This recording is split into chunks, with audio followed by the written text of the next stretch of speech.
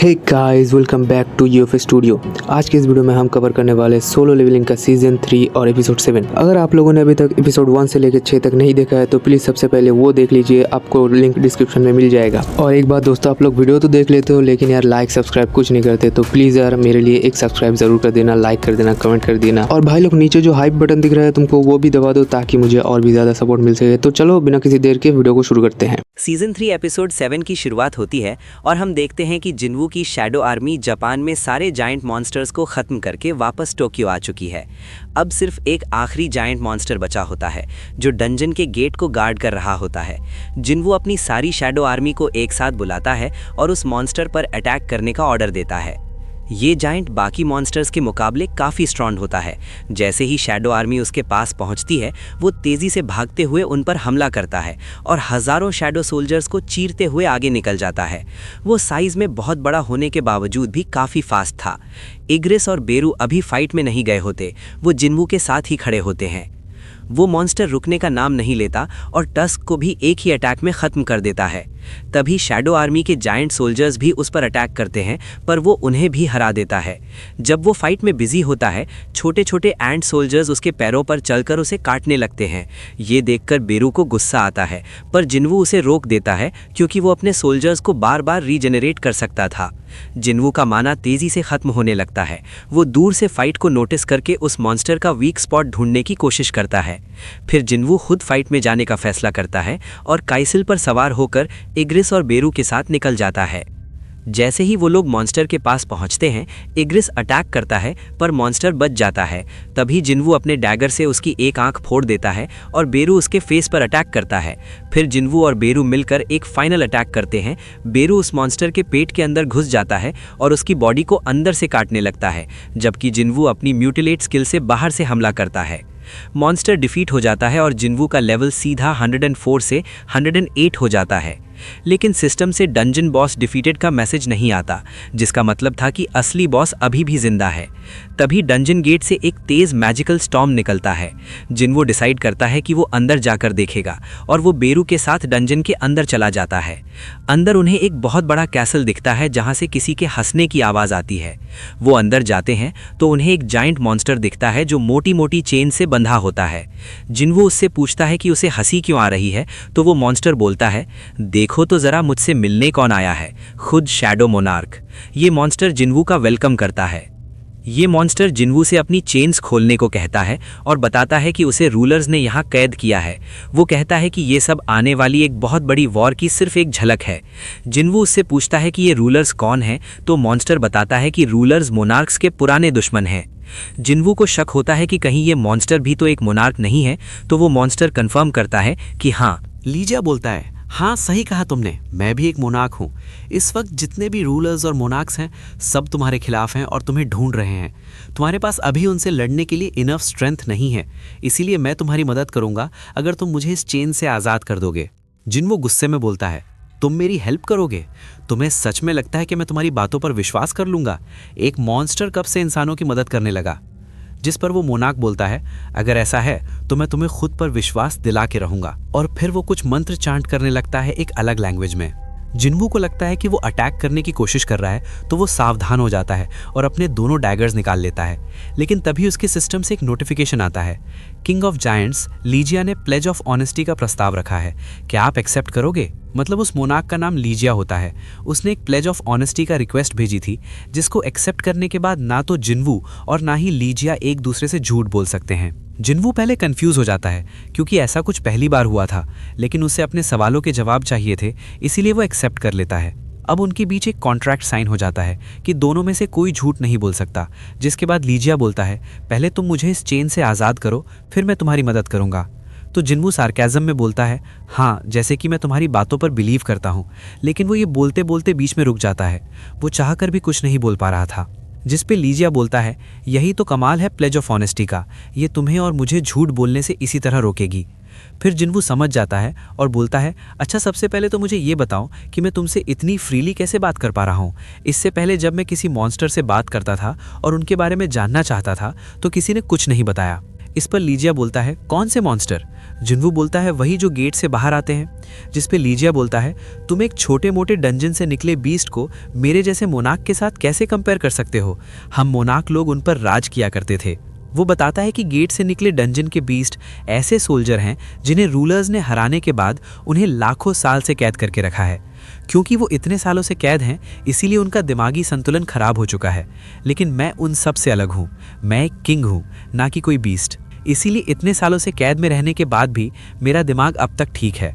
मैं बहुत सालों से इस पल का इंतजार कर रहा था और अब किस्मत ने मुझे तुमसे मिला दिया। ये सब सुनकर जिन्वू लीजिया से पूछता है, क्या रूलर्स वही होते हैं जो सिल्वर आर्मर पहनते हैं और उनके पीठ पर विंग्स भी होते हैं? क्या वही लोग हमारे वर्ल्ड में इतने टाइम से डंजन बीस्ट को भेज रहे हैं?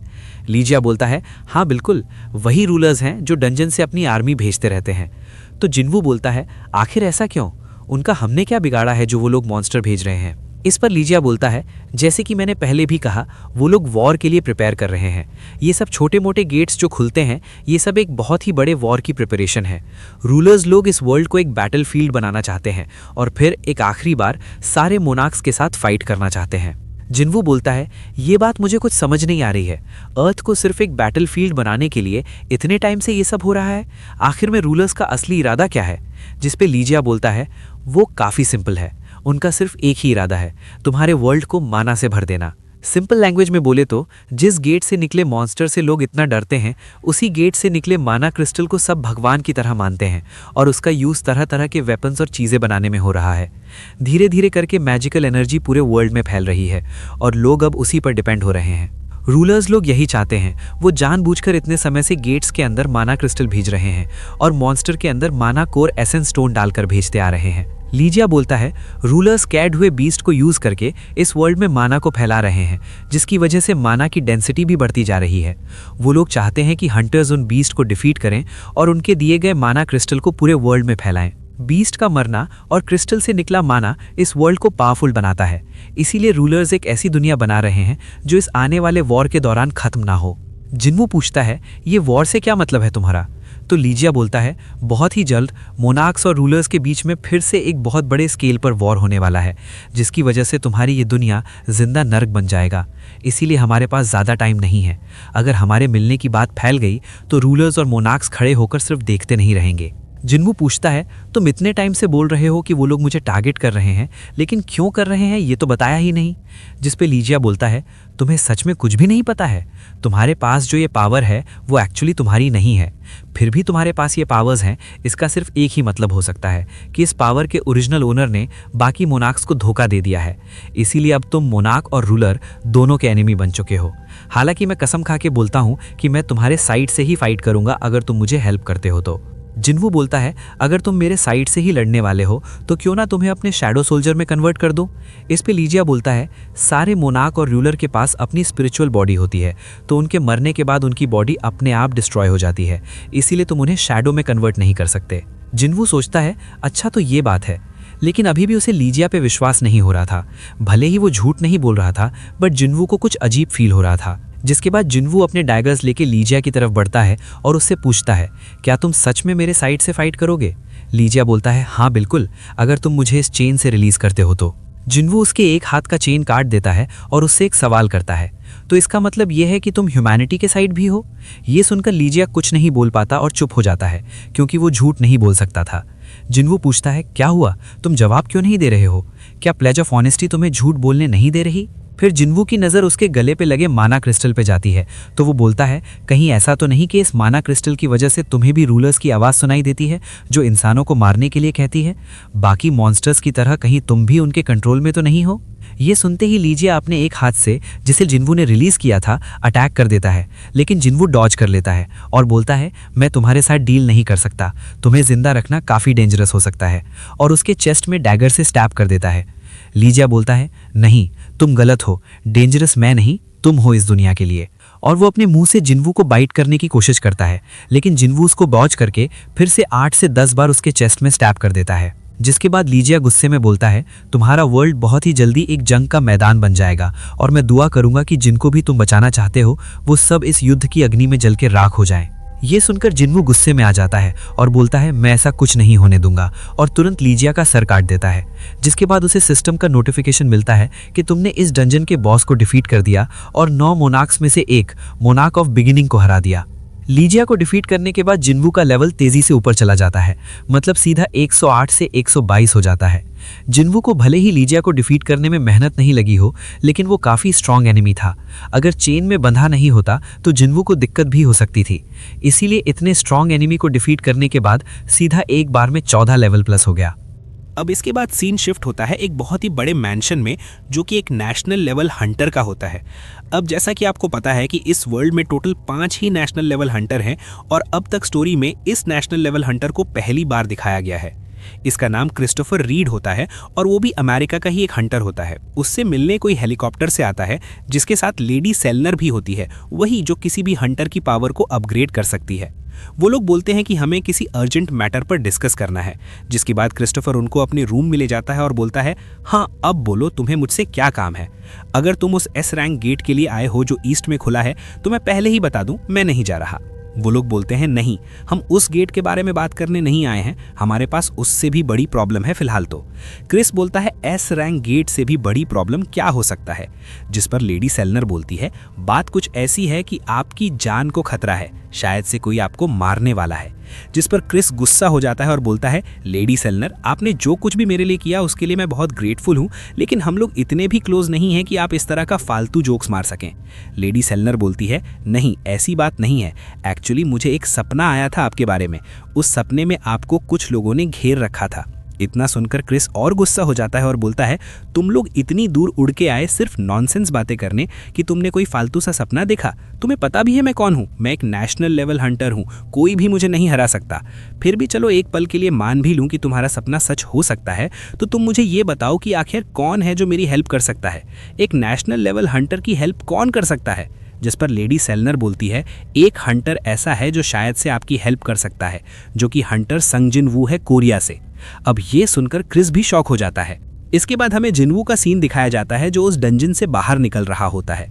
वो सोच रहा होता है कि अब मुझे और भी स्ट्रांग होना होगा। जिनवू के एस रैंक गेट को क्लियर करने की न्यूज़ पूरे वर्ल्ड में आग की तरह फैल जाती है। सोशल मीडिया पे तो लोग पागल हो रहे थे। उन लोगों का मानना था कि अब जिनवू एक नेशनल लेवल हंटर जितना स्ट्रांग है। जेजू आइलैंड के बाद तो सिर्फ कोरिया में ही नाम हुआ था, बट अब पूरे वर्ल्ड में जिनवू का नाम फैल गया था। हमें दिखाया जाता है कि एक जायंट समुद्र के रास्ते चाइना के बॉर्डर के पास चला गया था, जहां चाइना का एक नेशनल लेवल हंटर उसे इजीली मार चुका था।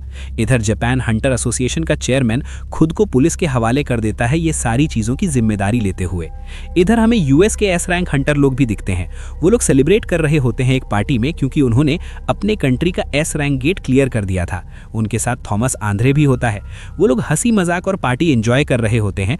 तभी थॉमस आंद्रे की मैनेजर वहां आती है और बोलती है सर एक प्रॉब्लम है, इस साल का जो इंटरनेशनल गिल्ड कॉन्फ्रेंस होने वाला है उसमें हंटर संग जिनवू के आहाजिन गिल्ड को भी इनवाइट किया गया है। जिस पर थॉमस आंद्रे एक्साइटेड होकर बोलता है इसका मतलब जिनवू अमेरिका आने वाला है। अब इधर जापान में जिनवू के शैडो सोल्जर ने जितने भी जायंट्स को मारा था उन सबको जिनवू अपनी शैडो आर्मी में ऐड कर रहा था। जिनवू की एबिलिटी देखकर वहां के लोग शॉक हो जाते हैं, क्योंकि उन्होंने पहली बार ऐसा कुछ देखा था। ये देखकर जिन्हो भी प्राउड फील कर रहा होता है जिनवू पे। तभी जिन्हो के पास हानिकावा आती है और बोलती है तुम्हारे लिए कॉल है। वो जैसे ही कॉल पर बात करता है तुरंत उसका मूड चेंज हो जाता है, उसके चेहरे से हंसी गायब हो जाती है और वो जिनवू को बोलता है मुझे अभी कोरिया वापस जाना होगा। जिनवू पूछता है क्या हुआ, क्या मैटर है, लेकिन वो बोलता है नहीं बस छोटी सी फैमिली प्रॉब्लम है। जिनवू समझ जाता है कि क्या मैटर है, इसीलिए उसे जाने देता है। जिसके बाद जिनवू हेलीकॉप्टर में बैठकर तुरंत एयरपोर्ट के लिए निकल जाता है और फिर कुछ टाइम के बाद कोरिया पहुंच जाता है। वहां पहुंचकर उसे उसके डैड के बारे में पता चलता है और उनके पास ले जाया जाता है। उसके डैड के जो एटर्नल स्लीप की बीमारी थी वो अब फाइनल स्टेज पर आ चुकी थी, तो वो अब परमानेंटली स्लीप में जा चुके थे।